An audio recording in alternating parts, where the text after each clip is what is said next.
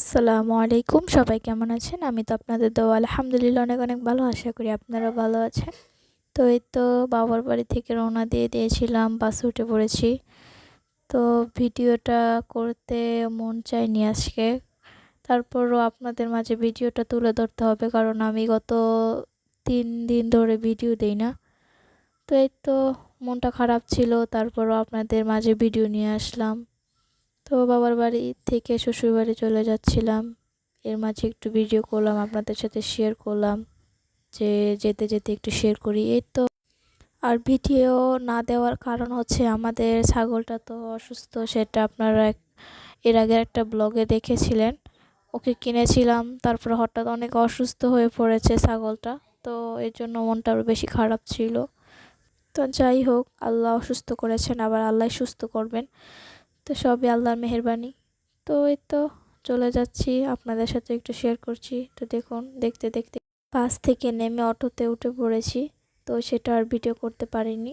তো আমার ছেলে দিক থেকে চুপচাপ রয়েছে, ও পুরো রাস্তা ঘুমাতে ঘুমাতে এসেছে, এজন্য আর এত প্যারা হয়নি। তো যাই হোক, এটা ছিল আমাদের নারায়ণগঞ্জের বিখ্যাত জায়গা জাদুঘর। তো কে কে চিনেন অবশ্যই কিন্তু কমেন্ট বক্সে জানাবেন। তো এটা ছিল একটা বাজার, এটা হচ্ছে একটা লিচু বাগান, কিন্তু লিচু বাগানে কোনো লিচু নেই, সব লিচু শেষ হয়ে গেছে। তো এতে একটা কাঁঠাল গাছ, খুবই কাঁঠাল ধরেছিল এবং আমরা জ্যামে পড়েছিলাম। তো দেখতে দেখতে রিক্সা থেকে নেমে হাঁটছিলাম, আমার ছেলে তার বাবার হাত ধরে হাঁটছিল।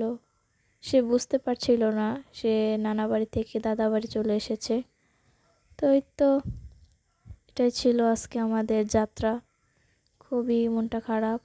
আর সবাই আমার ভিডিওতে লাইক করবেন, সাবস্ক্রাইব করবেন, কমেন্ট করবেন, অবশ্যই অবশ্যই আমার পাশে থাকবেন। আর যারা করেছেন তাদেরকে জানাই অসংখ্য অসংখ্য ধন্যবাদ। তো এই তো দেখতে দেখতে কিন্তু বাড়ির কাছাকাছি চলে এসেছি এবং তার খেলার সাথীকে দেখে সে খুবই খুশি। তো এই তো বাড়িতে চলে আসলাম।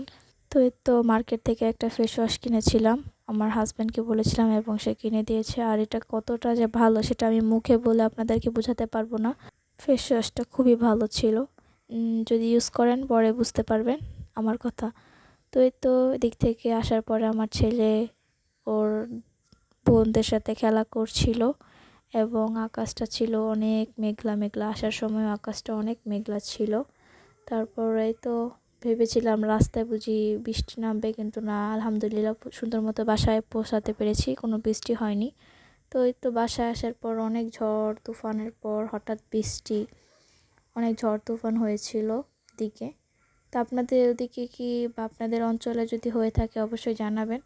আমাদের এইদিকে অনেক ঝড় তুফান হয়েছিল, তারপর অনেক আম পড়েছিল গাছের থেকে, কিন্তু এই বৃষ্টির মধ্যে আম আনা সম্ভব ছিল না, তাই আমগুলো মানুষই নিয়ে নিচ্ছে, তাতে আফসোস নেই, কিন্তু অনেক বৃষ্টি ছিল।